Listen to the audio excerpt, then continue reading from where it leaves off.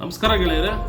ಇವತ್ತು ಬೆಂಗಳೂರಿನ ಟ್ರಾಫಿಕ್ ವ್ಯವಸ್ಥೆಗೆ ಈ BWSSB ಇರ್ಬೋದು ಅಥವಾ ನಿಮಗೆ ಬೆಸ್ಕಾಮ್ ಇರ್ಬೋದು ಅಥವಾ ಇಲ್ಲ ಫೈಬರ್ ಆಪ್ಟಿಕಲ್ಸ್ನ ಮಾಡುವಂತಹ ಕಾಮಗಾರಿಗಳು ಇರ್ಬೋದು, ಅಲ್ಲಲ್ಲಿ ನೀವು ರಸ್ತೆಗಳನ್ನ ತೋಡ್ಕೊಂಡು ಅಲ್ಲಲ್ಲಿ ಅವರು ಸಂಪೂರ್ಣವಾಗಿ ಅವತ್ತಿನ ಕೆಲಸ ಫಿನಿಶ್ ಮಾಡಿದ್ರೆ ಅಲ್ಲಲ್ಲಿ ಬಿಡುವ ಕಾರಣದಿಂದ ಇವತ್ತು ಸುಲಲಿತವಾಗಿ ರಸ್ತೆ ಸಂಚಾರಗಳು ಆಗ್ತಾ ಇಲ್ಲ.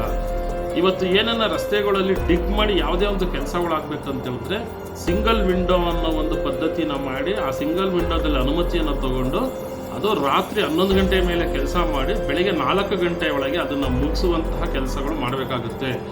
ಮರುದಿವಸ ಬೆಳಿಗ್ಗೆ 6 ಗಂಟೆಗೆ ಬಂದರೆ ಈ ಹಿಂದಿನ ದಿನ ಯಾವ ರೀತಿ ಇತ್ತೋ ಸೇಮ್ ಅದೇ ರೀತಿಯ ವಾತಾವರಣ ಅಲ್ಲಿರಬೇಕಾಗುತ್ತೆ. ಅಲ್ಲಿ ಕಾಮಗಾರಿ ನಡೆದಿರುವಂಥ ಯಾವುದೇ ಒಂದು ಚಹರೆ ಇರಬಾರ್ದು.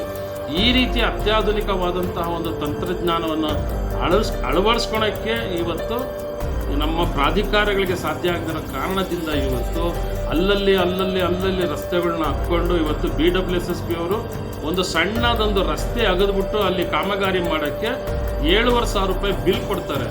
ಪ್ರತಿ ತಿಂಗಳು 100 ಕೋಟಿಯಷ್ಟು ಇದು ಸಣ್ಣ ಕಾಮಗಾರಿಗಳಿಗೆ ಕೊಡ್ತಾ ಇದ್ದಾರೆ.